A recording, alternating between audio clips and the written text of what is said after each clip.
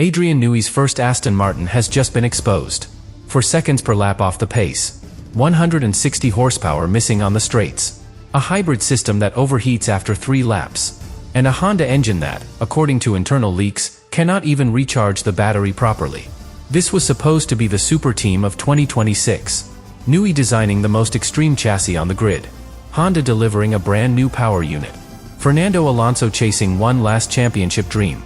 Instead, preseason testing ended with the AMR26 sitting in the garage, bodywork cut open, mechanics drilling emergency cooling holes just to keep the car alive.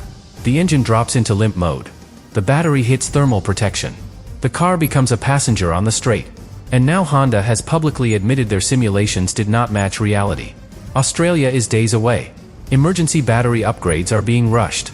Newey may be forced to widen the car and destroy his radical aero concept just to prevent another meltdown. So here is the real question. Is this just early testing chaos?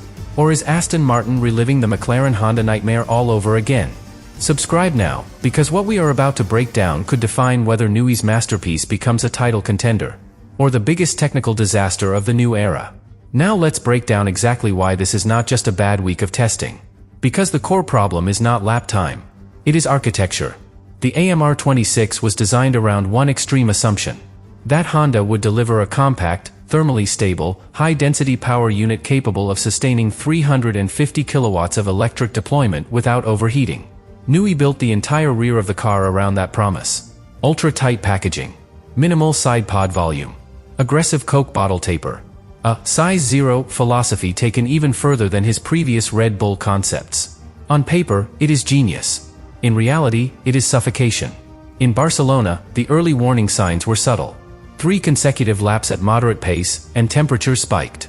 The energy store began showing irregular recharge behavior. At first, Honda believed it was a sensor anomaly. But Bahrain's desert heat removed all doubt. The moment the drivers pushed under full braking zones, the hybrid system entered thermal protection. When the battery overheats during harvesting, the software shuts down energy intake to prevent cell damage. That means no recharge. And in 2026, no recharge means no straight-line speed. The first 100 meters out of the corner feel explosive. Electric torque hits instantly. Then halfway down the straight, the power fades. Clipping. Severe clipping. Rivals continue accelerating. The Aston simply plateaus. That explains the 160 horsepower deficit. That explains the 4-second gap. But here is what makes it worse. Because to cool the battery, the team had to open emergency louvres in the engine cover. That destroyed airflow to the rear wing and diffuser. So now the car has more drag on the straight, and less downforce in the corners. It is the worst of both worlds. Slow in a straight line. Unstable in fast corners. And the vibrations? Those are a byproduct of desperation. Honda switched to emergency combustion maps to compensate for lost electric boost. The V6 began operating in inefficient rev windows. Harmonic frequencies increased. Gearbox mounts cracked. Sensors failed. Stroll reported the car shaking violently at low RPM. That is not refinement. That is survival. Now the political fracture begins. Honda publicly accepted responsibility. They admitted abnormal thermal behavior in the energy store. They admitted their dyno simulations did not replicate real track airflow conditions. That alone is alarming for a manufacturer of this scale. But internally, their engineers are pushing back. They argue the engine cannot breathe inside Newey's narrow chassis, that the radiators are too compressed, that airflow separation is starving the hybrid components. In simple terms, Honda says the engine works if you give it space. Newey says he designed the car based on Honda's promised cooling thresholds. 2 elite engineering cultures, colliding in real time. And Fernando Alonso is watching history repeat itself. His body language in Bahrain said everything. Short stints. Minimal feedback. Leaving the circuit early. He knows what an underpowered project feels like. He has lived it before. So what is the emergency plan? Honda is rushing a new battery specification to Australia. Cells with improved thermal resistance. Better insulation layers. Modified control software to smooth recharge cycles. But increased thermal protection usually means reduced peak output. Less aggressive harvesting. More conservative deployment. Which means even if reliability improves, performance may still lag. At the same time, Newey is reportedly sketching a revised engine cover.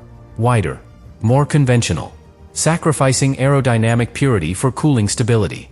But widening the bodywork mid-development cycle is not a minor tweak. It changes airflow structures across the entire rear of the car. Floor sealing, diffuser performance, rear suspension interaction. Everything shifts. And all of this must happen before Melbourne. Because preseason testing is over. There is no more hiding behind experimental language. Australia is real. The likely objective? Qualify inside 107%. Finish the race. Collect data. Points are not the target. Survival is. And here is the uncomfortable truth. When you build a car around an extreme concept, you leave no margin. If the engine performs perfectly, you look like a genius. If it overheats, the entire concept collapses. Right now, Aston Martin is living that second scenario. So the real question is not whether Honda can fix the battery in 1 week. It is whether this partnership can align quickly enough to prevent a season-long spiral. Because in Formula One, technical flaws can be corrected. But once trust between chassis and engine departments fractures, recovery becomes exponentially harder. Australia will not just reveal pace. It will reveal whether this dream project is still salvageable, or already in deep trouble. But here is where this situation becomes even more dangerous. Because time is not on Aston Martin's side. When a team finishes preseason testing 4 seconds off the pace, you normally talk about setup direction, correlation issues, minor aerodynamic imbalance. This is different. This is structural. The entire 2026 philosophy is built around energy efficiency. Half the performance comes from electric deployment. If your hybrid system cannot harvest consistently, you are not slightly behind. You are fundamentally broken. And the worst part? They barely completed meaningful long runs. Which means they do not even fully understand the tire behavior. They do not understand race stint degradation. They do not understand cooling behavior in traffic. They are heading into Australia with incomplete data. Now imagine the first practice session in Melbourne. Ambient temperatures rise. Alonso pushes for 5 consecutive laps. The battery temperature climbs. The system enters protection mode again. Suddenly the car loses straight-line speed mid-run. Engineers scramble on the pit wall. The radio fills with coded frustration. And rivals are watching. Because this is not just about Aston Martin's internal crisis. It changes the competitive balance of the grid. If Newey's project fails early, the midfield reshuffles.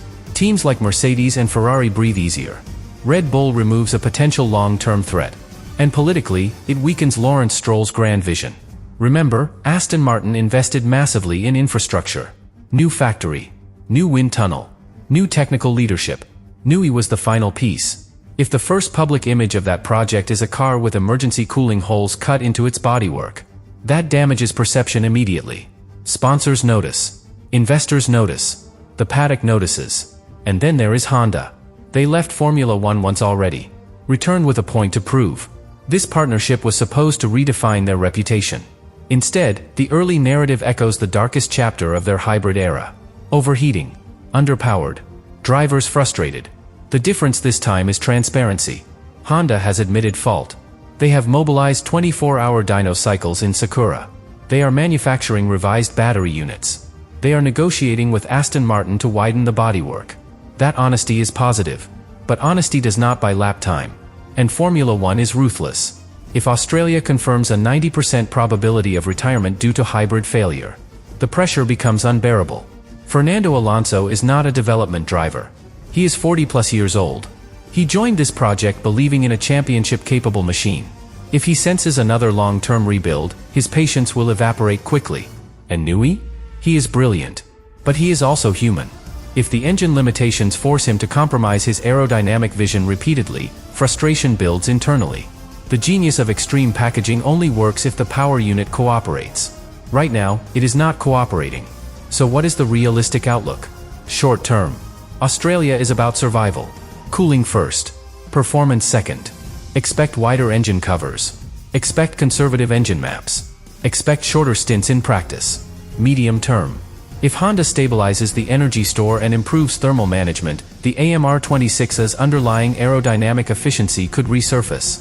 Newey rarely designed slow cars. But that recovery would take months, not weeks. And in a 24-race calendar, months can destroy a championship before summer. So the real truth after preseason testing is this. Aston Martin does not look like a dark horse. They look exposed. Honda's engine flaws have disrupted the entire design philosophy. Newey's radical chassis is being forced into compromise before it has even raced. And unless Melbourne delivers a dramatic turnaround, this season could shift from title ambition to damage control. Because in Formula 1, potential means nothing. Execution is everything. And right now, Aston Martin has potential. But execution is missing. The lights in Australia will not just mark the start of a race. They will mark the first verdict on whether this project is salvageable, or already sliding into crisis. And here is the part that makes this even more brutal. Because in modern Formula 1, perception spreads faster than upgrades. If a team arrives at the first race already in damage control mode, rivals sense weakness instantly. Engineers in other garages relax slightly. Strategy departments adjust expectations. The psychological advantage shifts. Aston Martin was supposed to enter 2026 as a statement. New era. Newey genius. Honda redemption. Instead, they are entering Melbourne asking one simple question. Will the car finish? That changes everything. Because when you begin a regulation cycle behind, the mountain becomes steeper. Development tokens are limited. Wind tunnel hours are precious. If the first months are spent redesigning cooling architecture instead of refining performance, the championship window closes early. And remember something critical. The AMR26 was not designed conservatively. It was designed aggressively. Extreme packaging. Minimal margins. Every millimeter optimized around efficiency. When you are forced to open the bodywork, widen the engine cover, compromise airflow, you do not just lose a little downforce. You disrupt the entire aero platform. Floor sealing weakens. Rear stability drops. Drag increases. And suddenly the car that was supposed to slice through the air becomes heavy, resistant, inefficient. Now imagine Alonso in qualifying trim. Full commitment. Perfect lap. And still 2 seconds short of the midfield. How long before frustration turns public? He already hinted that the car simply does not run. That it is not setup. Not balance. Just raw lack of power. If that narrative continues through the first triple header, internal pressure will explode. Lawrence Stroll did not invest hundreds of millions to fight for 12th place. He invested to fight for championships. And Honda? Their public apology was honest. But inside Sakura, there is alarm. Admitting that simulations did not match track reality is serious. It suggests calibration gaps, thermal modeling inaccuracies, energy recovery algorithms that cannot handle real-world braking loads. These are not small tweaks. These are foundational corrections. And foundational corrections do not happen overnight. Even if the new battery specification arrives in Melbourne, it will likely be conservative. More thermal headroom. Less peak aggression. Which means the deficit might shrink, but not disappear. And then comes the calendar. After Australia, hotter circuits. More stress. More thermal load. If Bahrain exposed the weakness, what happens in Miami? In Singapore? In peak summer conditions? The risk multiplies. And here is the uncomfortable possibility. If this crisis drags into mid-season, the project's identity changes. Instead of chasing performance, they chase reliability.